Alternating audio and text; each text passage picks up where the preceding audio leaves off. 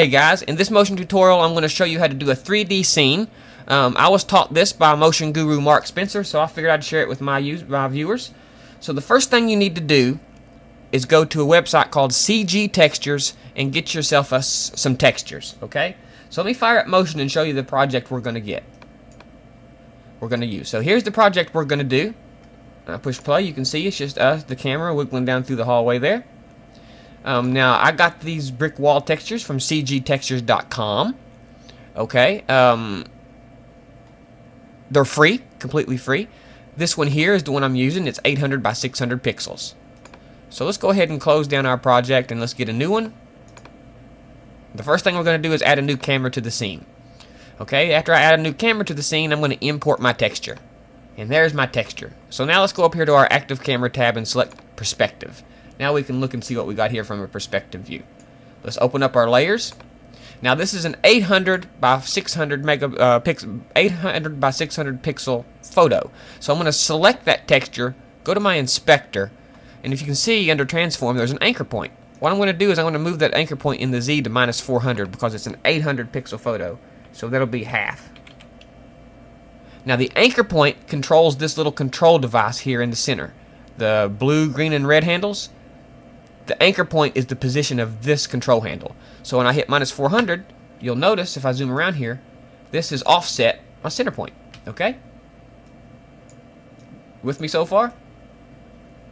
Now I'm going to select this texture and hit Command D to duplicate it.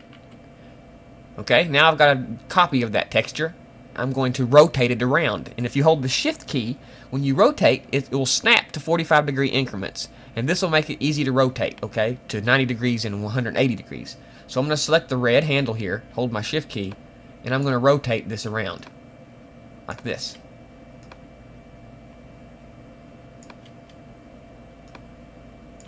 Okay? So now I'm going to reselect my texture and hit Command D again and duplicate it again. And this time I'm going to rotate it, hold my Shift key, and rotate it this way. And as you can see, that's snapping right there to the perfect size. Okay? So let's do one more. Let's make another duplication of our texture. Okay? And let's hold our Shift key, and we're going to spin this one around. So let me find my handle here. Hold my Shift key. Like so. I'm going to zip it around like that. And I can pull it up. Like so.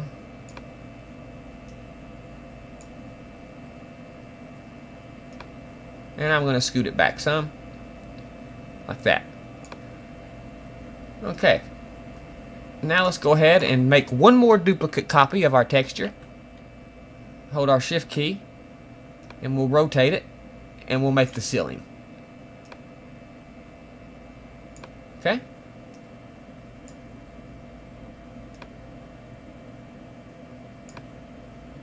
Now we've got this three-dimensional box, and if it bothers you, you can always adjust these. The size of these. Okay, now as you can see we have this three-dimensional box. Okay? So now we want to add some vignette to these. So let's go ahead and select all of our clips. We'll go up to Add Filter, Stylize, Vignette. And this will add a vignette to all of our textures. So let's go into our first vignette. Let's go to our active camera and rotate around so we can see straight in there. Okay?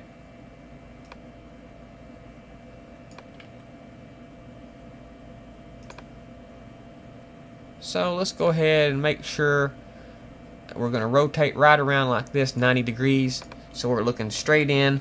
I just selected my camera and rotated it in the Y, and now we can see straight on. So now let's adjust our vignettes. I'm going to select my first vignette, go to my Filters tab, and we can adjust the darkness of it. Okay? As you can see, we're working on this one over here. If you want to, we can click the front one and work on the front one. Okay, and I can darken it up, as you can see, like so. like that. And we can have the fall off. Okay. And you can have the blur amount. Okay. That's looking like a pretty good little vignette there. So let's go ahead and let's do the same thing for the rest of them. Okay? So if you want to, you can adjust these individually, or you can erase them, do one, and just duplicate it and drag it and drop it on the others. Okay? So that's what I'm going to do. I don't want to have to readjust all of them, so I'll just make a copy of the ones I've already made and drop it on the other textures by selecting them and hitting Command D, and just drag and dropping on the textures that doesn't have a vignette yet. Now, as you can see, if I zoom my camera up, it looks like we're inside this slight hallway here. Okay, now we need to make our hallway longer. Okay, so I'm going to select my camera and go to my camera tab. Okay, and under my camera tab there'll be an angle of view parameter, and what I'm going to do is I'm going to take that angle of view and I'm going to drag it way up, like so. And then I'm going to take my camera and back out. As you can see now, we've got a really long hallway. Okay, and it depends on you how long you want to make it. Okay, so now we have this super long hallway. So the only thing we need to do now is get our camera to move down that hallway. And that's a really simple task. So let's select our camera. Let's go to Add Behavior, Camera, Zoom In Out. Okay, so now we can take down here in our mini timeline, we can adjust our zoom layer to our in and out points. Okay, and I want to change my speed to ease both. Now in my object wheel, I'm going to put this back brick, this back wall. Okay, so I'm going to take it and I'm going to drag that right into that image wheel. Okay, now as you can see, we're zooming in. Now we've got a pretty good zoom there. And let me adjust this a little bit just so.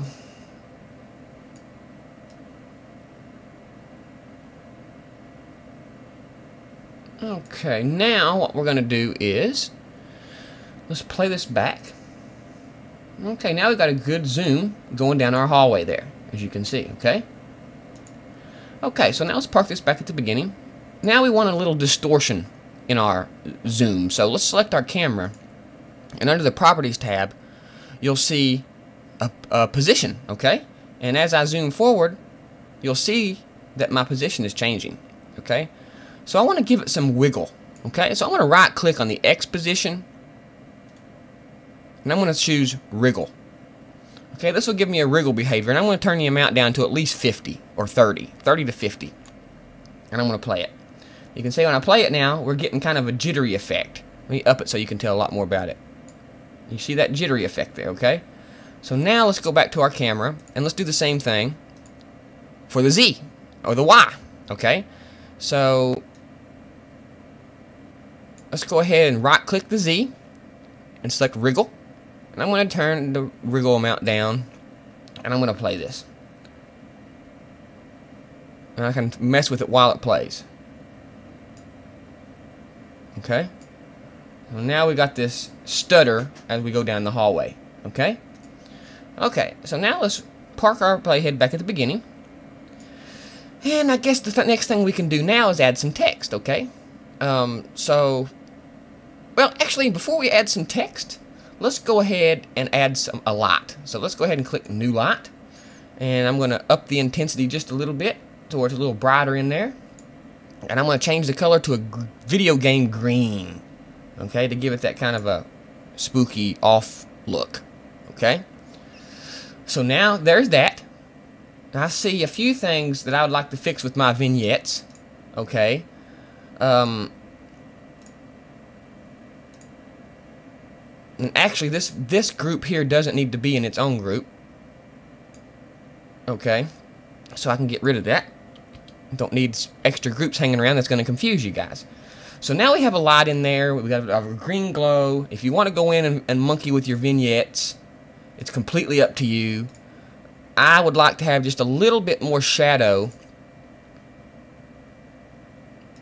in the corners on the sides there. So you can do that by going back in and adjusting the size of the shadow of the vignette, as you can see there. And you can darken it too if it's what suits your fancy. Okay. So I'm just monkeying here with this. Okay, now we have some nice shadows going on there. So now that we have our wriggle behavior and our zoom behavior, and we're moving down our stretched out hallway, let's go ahead and we've added our light. Let's go ahead and add our text. So let's select our text button, and I'm going to click, and I'm just going to type motion 4, and I'm going to hit the escape key. Now I'm going to move that motion 4 text back, and you can see that brings it back into the light. So now let's go up to our camera menu and go to perspective view. Now we can dolly around here and see how close our camera is to the back wall. So I'm going to back this motion 4 text all the way up to where it just appears. Now it's on the wall, okay? So now let's go to our text tab and up the size of that bad boy, way up like this. Okay, now let's go back to our active camera so we can see. Okay, now there's our motion text. Okay, so let's center it up.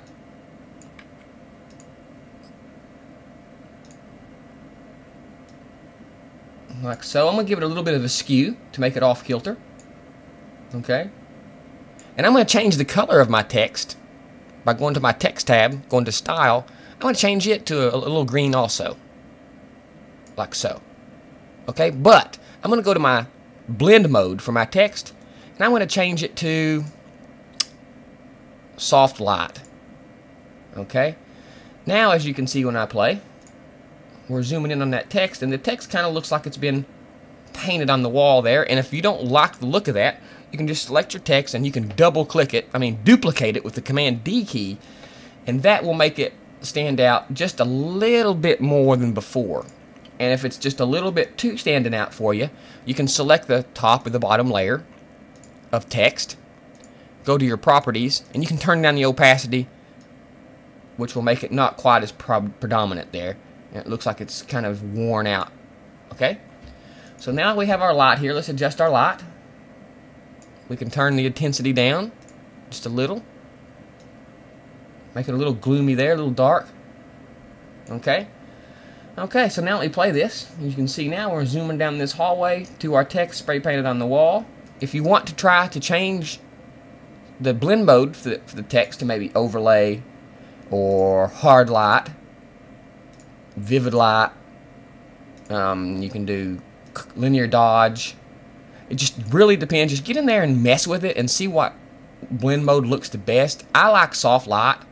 Okay, I think it gives it the best overall feel of being actually painted on the wall. Okay, so now let's go to our properties tab. I'm going to adjust the opacity a little bit more so it's not quite so bright there.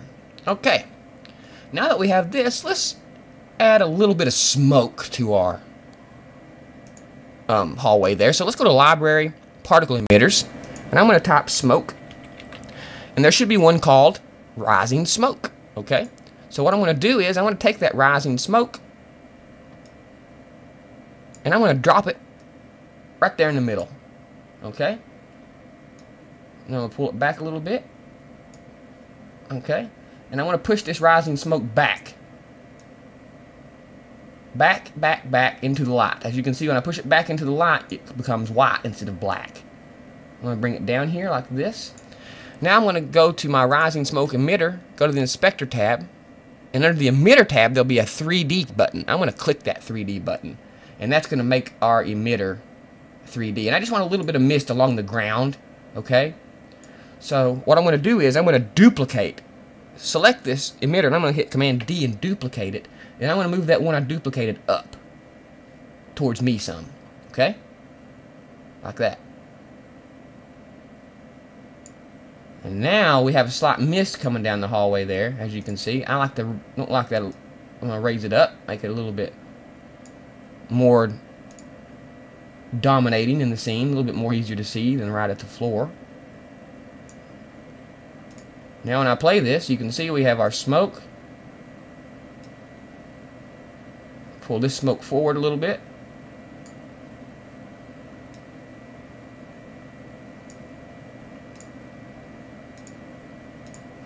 Now as you can see, well, let's back that up just a little bit. We have a nice little scene here, all made completely in motion. Okay, now if that's a little bright for you, we can take our intensity of our light and turn it down. Okay, and now it makes it a little more gloomy there. Okay, so there we go. That's exactly how you do a good 3D scene in motion. One more thing that I want to go over here before I cut the video off is that I want you guys to know you don't have to use the zoom layer behavior. You can use several, okay? So let me select my zoom layer and get rid of it and give you an example. I'll select my camera, go up to add behavior, select my camera, and I want to select dolly, okay? Now I've got a dolly behavior instead of a zoom layer. I'm going to put my dolly at the beginning of my endpoint and at the end of my endpoint. Now I have a dolly. I'm going to change my speed to ease both. And now when I go through, you can see we got a slight dolly, which is kind of like a zoom. So I'm going to park my playhead at the end, and I'm going to up my distance to where I want it to end. See? So I'm going to zoom way up this time, right there on the motion 4 text, like so. Okay? So now I'm going to play this, and as you can see, we're zooming through, and we'll go all the way up to the motion 4 text. So it really depends on you, what you want to use. If you want to use the dolly behavior, the zoom layer the behavior, the framing behavior, it's completely up to you. And don't think that the way I show you, it has to be done that way, because that is so not true. Because it's possible I'm telling you the wrong thing, not the wrong thing, or I'm telling you a harder way of doing things. A lot of times I will choose to demonstrate the harder way of doing things just for ease and simplicity.